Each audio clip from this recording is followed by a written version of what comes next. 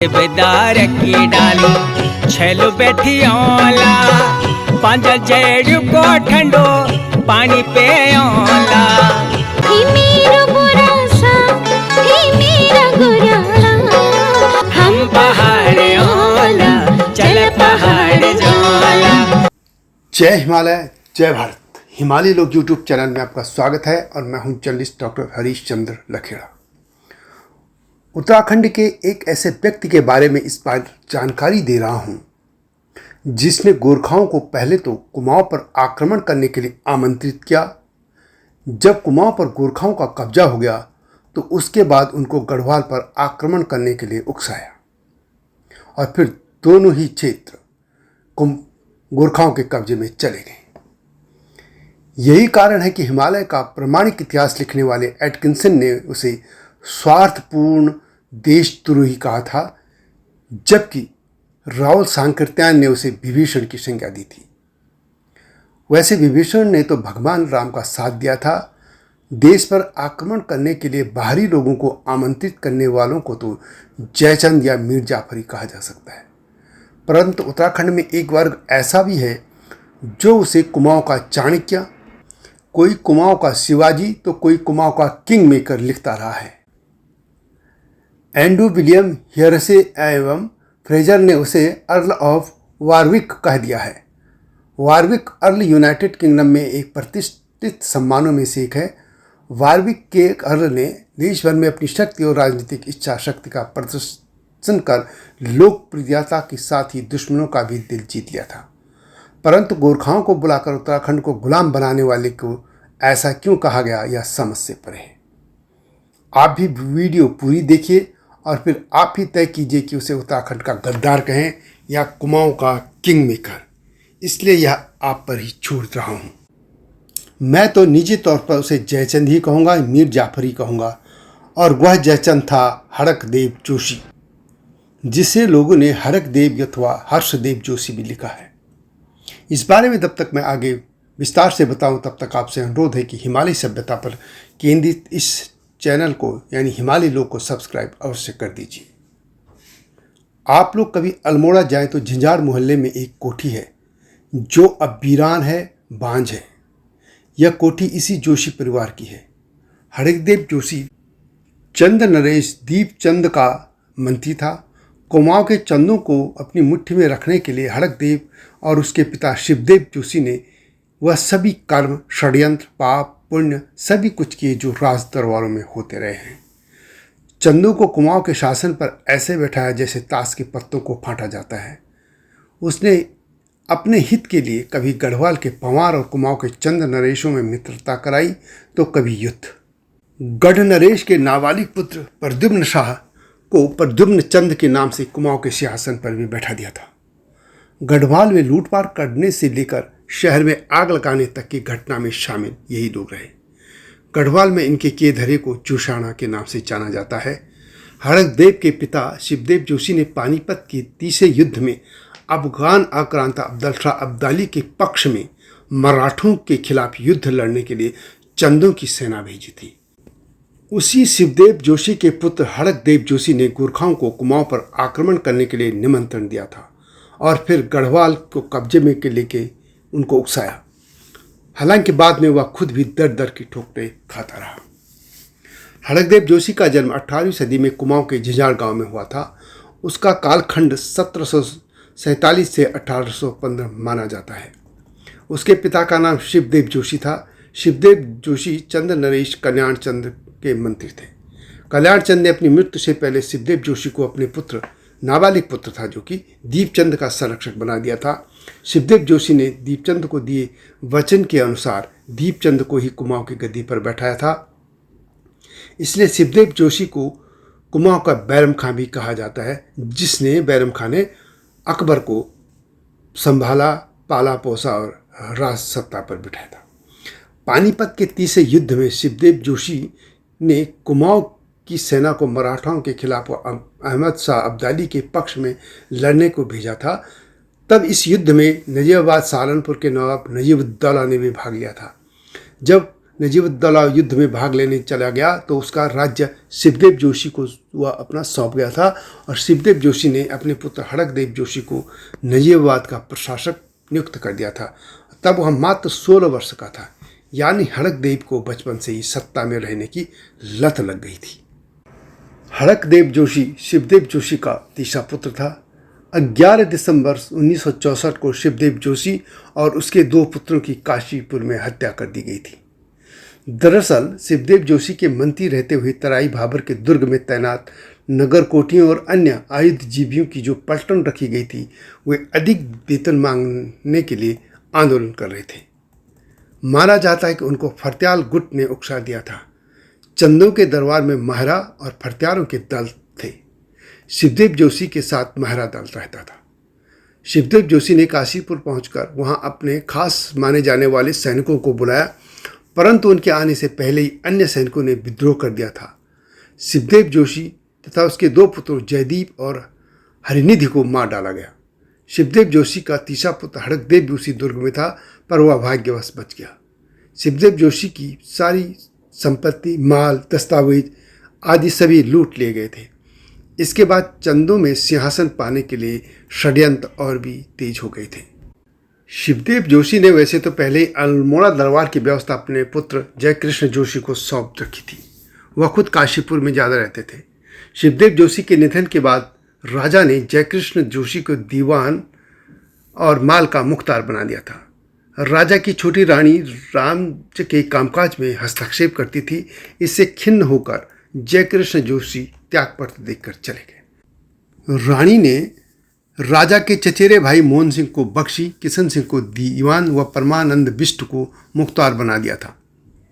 कहा जाता है कि रानी और परमानंद बिष्ट के संबंध कुछ ज़्यादा ही घनिष्ठ थे। मोहन सिंह और परमानंद बिष्ट की नहीं बनती थी, इसलिए मोहन सिंह भागकर रोहिलों की शरण में चला गया। कुछ समय बाद परमानंद बिष्ट ने जयकृष्ण जोशी और हड़कदेव जोशी को बुलाकर दीवान और बख्शी बना दिया था। इधर रोहन सिंह रोहिला और कुमाऊनी की सेना लेकर अल्मोड़ा आ पहुंचा। उसने राजा और रानी को बंदी बना दिया था। उसने राजा, रानी और उसके 2 पुत्रों की हत्या कर दी।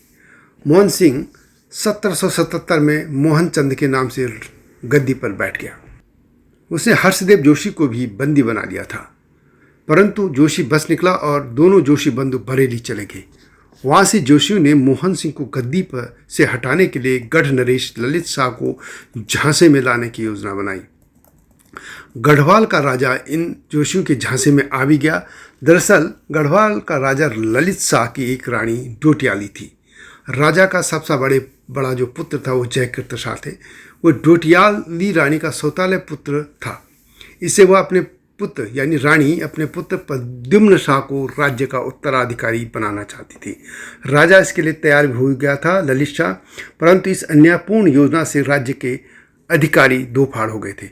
राजा को अपनी योजना रोकनी पड़ी। इससे डोटियाली रानी गुस्सा होगी।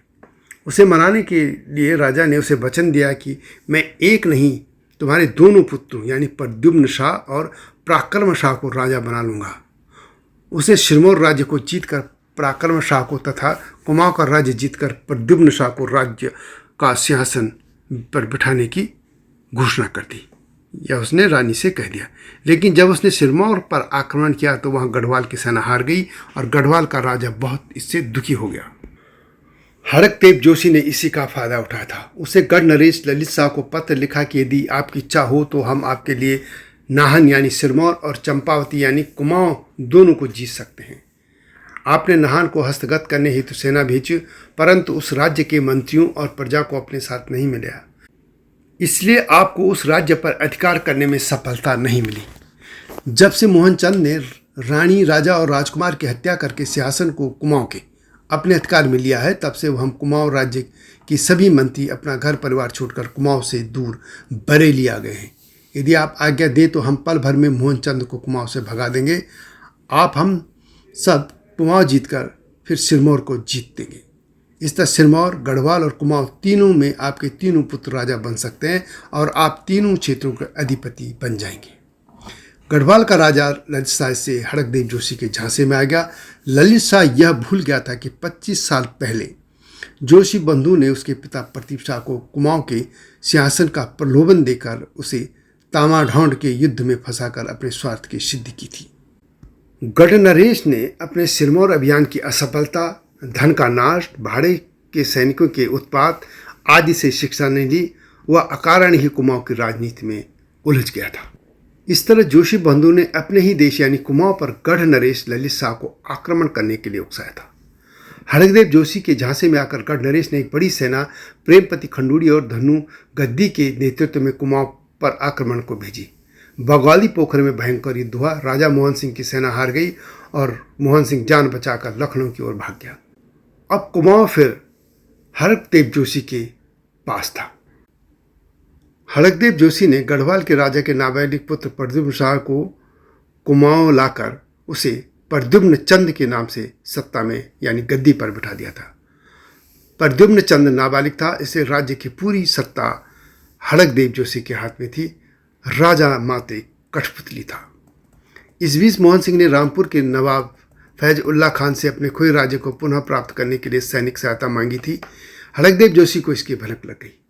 हड़कदेव जोशी ने नवाब से मोहन सिंह को सहायता न देने का अनुरोध किया और इस पर नवाब ने जोशी की बात मान ली थी। निराश मोहन सिंह प्रयाग चला गया और वहां से 1400 नागा साधुओं की फौज लाकर उसे कुमाऊं पर चढ़ाई कर दी थी। हालांकि वह जोशी की सेना से हार गया था और इस युद्ध में 700 से ज़्यादा नागा साधु मारे गए थे और बाकी भाग गए। इधर गढ़वाल में जयकृत शाह राज कर रहे थे।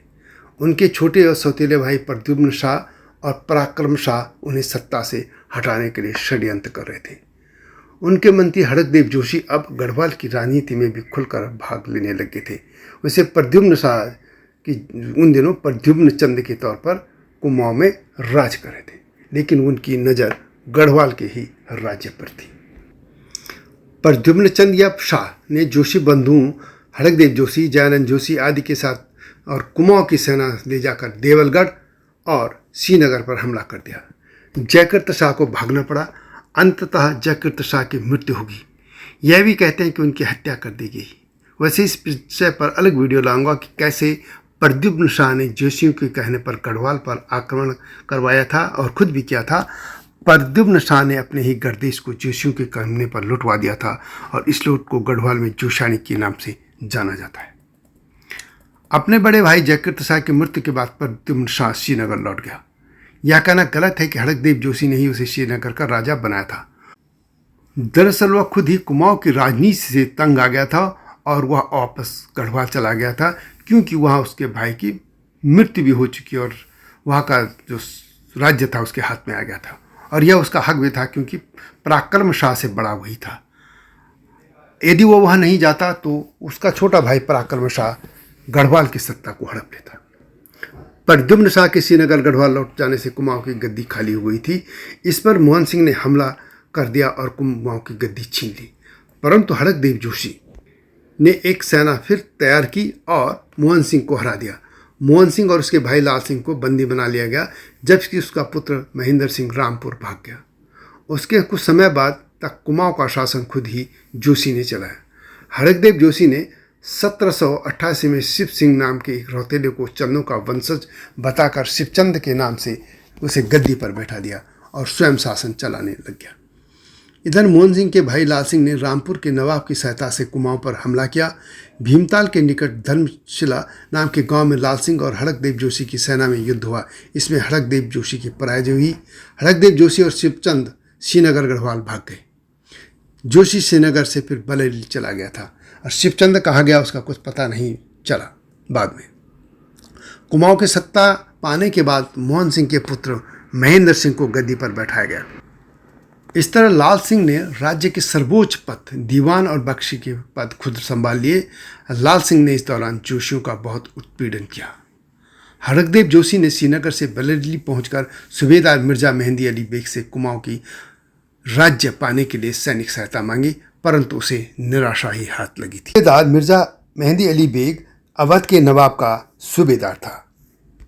सन 1779 में अवध का नवाब हल्द्वानी के निकट खेड़ा के जंगल में शिकार खेलने आया। लाल सिंह ने नवाब सिंह से भेंट की और उसे महेंद्र चंद्र को संरक्षण देने की प्रार्थना की। लाल सिंह ने कहा, महेंद्र सिंह सदा ही अवध के नवाब का पक्ष धर रहा है और उसने तराई पर नवाब के अधिकार को प्रसन्नतापूर्वक स्वीकार किया है। नवाब के संकेत पर मिर्जा अली बेग ने हर्षदेव को सेना में सहायता नहीं की, किंतु हर्षदेव को दैनिक व्यय के लिए 10 रुपये देता रहा। हर्षदेव बरेली में ही टिका रहा। इधर जो आज का नेपाल है उसका एकीकरण हो रहा था और पृथ्वीनारायण शाह इस एकीकरण को कर रहे थे और उनके वंशधर भी इस आगे को काम को बढ़ाते रहे। गोरखाली सेना काठमांडू से घाटी से बढ़ते हुए और यहाँ काली जो नदी है वहाँ तक पहुँच गई थी और 1790 से पहले गोरखालियों ने करनाली और काली नदी की मध्यवर्ती उपत्यकाओं के छोटे बड़े राज्यों डोटी, दैलेख, बैतडी आदि पर अधिकार कर लिया था। गोरखाली राज्य काली नदी के पूर्वी तट तक पहुंच गया था। काली के पार पश्चिमी तट से कुमाऊं राज्य प्रारंभ होता था। हड़कदेव जोशी ने अब गोरखाली सेना की सहायता से कुमाऊं पर पुनः अपनी सत्ता जमाने की योजना बनाई। उसने गोरखाधीश नायब बहादुर शाह को कुमाऊं पर आक्रमण करने का निमंत्रण दिया। बहादुर शाह स्वयं अत्यंत महत्वाकांक्षी सेनानी था। काली नदी के तट पर गोरखाली राज्य की सीमा पहुंचा देने से मात्र उसकी विजय की भूख शांत नहीं हुई थी। वह कुमाऊं की राजनीतिक अस्थिरता से सुपरिचित था और उसने गोरखाली राज्य में उसे मिलाना चाहता था। उसने काजी जगजीत पांडे के हाथ हड़कदेव जोशी के लिए लाल मुहर से अंकित एक पत्र भेजा, जिसमें लिखा था यदि हड़कदेव कुमाऊं पर गोरखाली आक्रमण के समय सहायता देगा तो उसे कुमाऊं में राज्य अधिकार दिए जाएंगे। गोरखाली सरकार को कुमाऊं राज्य के जिन रहस्यों का भी पता न था उन्हें भी इस घर के भेदिया ने उन्हें सूचित कर दिया था। उसने कुमाऊनी की एक छोटी सी सेना भी एकत्रित की थी जिसे लेकर वह आक्रांताओं का स्वागत करने के लिए प्रस्तुत था। बहादुर शाह ने यह बात सर्वथा भुला दी कि केवल 2 ही वर्ष पहले माघ शुक्ला चतुर्थी सोमवार संवत 1844 के दिन उसने पंचदेवों को साक्षी बनाकर कुमाऊं नरेश मोहन चंद्र से धर्मपत्र लिखकर संधि भी की थी। अंततः बाज बहादुर ने संवत 1846 यानी 30 जनवरी 1790 में काजी जगजीत पांडे, सरदार अमर सिंह थापा, कप्तान गौलैया, कप्तान रणवीर खत्री, सुब्बा जोग नारायण मल, सुब्बा फौद सिंह, सूरवीर खत्री आदि के नेतृत्व में गोरखाली सेना को कुमाऊं राज्य पर अधिकार करने हेतु भेजा। एटकिंसन के अनुसार आक्रांता सेना का नेतृत्व चौतरिया बहादुर शाह, काजी जगदीश पांडे, अमर सिंह थापा और सूरवीर थापा कर रहे थे। काले नदी को पार करके गोरखाली सेना की एक टुकड़ी ने सोर पर और दूसरी ने बिशुंग पट्टी पर अधिकार करने प्रस्थान किया। जैसे ही इस आक्रमण की सूचना अल्मोड़ा पहुंची, चारों ओर निराशा छा गई, जनता में भगदड़ मच गई। महेंद्र चंद ने अल्मोड़ा के उन सभी व्यक्तियों को जो लड़ने में समर्थ थे एकत्रित किया। उन व्यक्तियों को तथा अपनी स्थायी सेना के एक भाग को लेकर महेंद्र चंद ने आक्रांतों को मार गिराने के लिए गंगोली की ओर कूच किया। इसी प्रकार स्थायी सेना के दूसरे भाग में युद्ध करने में सक्षम कुछ व्यक्तियों को लेकर लाल सिंह काली कुमाऊं की ओर बढ़ा, लेकिन इस युद्ध में चंदों की सेना हार गई और गोरखालियों ने कुमाऊं पर कब्जा कर लिया। वहां युद्ध जीतकर मार्ग में कोई बाधा न देकर गोरखाली सेना बड़े उत्साह से अल्मोड़ा की ओर बढ़ी। राजधानी में रखी हुई महेंद्र चंद की शेष सेना हवाल बाग के पास गोरखाली सेना से एक छोटी सी भिड़ंत करके तितर बितर हो गई थी। संवत 1846 यानी 1 फरवरी 1790 के दिन गोरखाली सेना ने अल्मोड़ा में प्रवेश किया। उस समय हर्षदेव जोशी काजी जगजीत पांडे के साथ था। उसके अधीन उसकी कुमाऊनी सेना आक्रांताओं को सहयोग देने आई थी।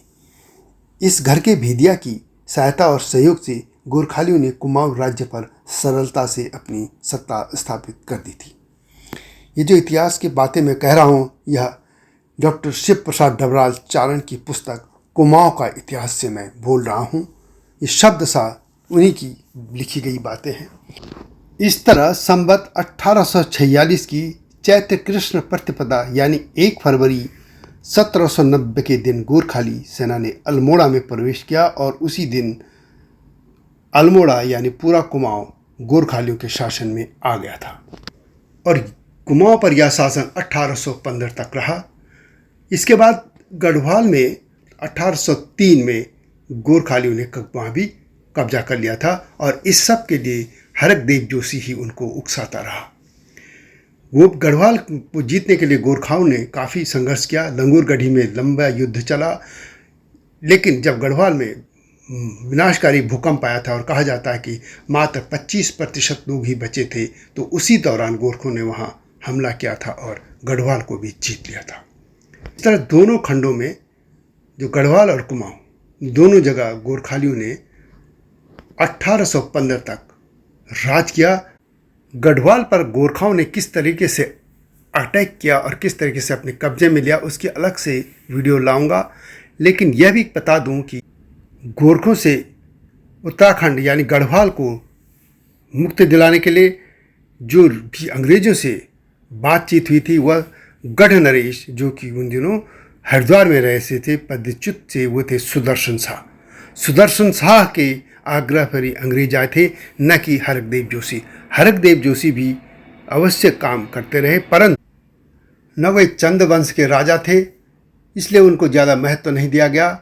और अंततः भले ही उनके समर्थकों ने बहुत सी चीज़ें लिखी हैं, उनका एक पत्र भी बताया जाता है जो उन्होंने अंग्रेज़ों से संधि के लिए लिखा था, परंतु वह फर्जी है। वह पत्र खुद कुमाऊं केसरी बद्रीनाथ पांडे, उसी को, उस जो पत्र है उसको भी मैं लाऊंगा एक वीडियो अलग से, उसको फर्जी बताते हैं, उसका मैं उल्लेख करूंगा।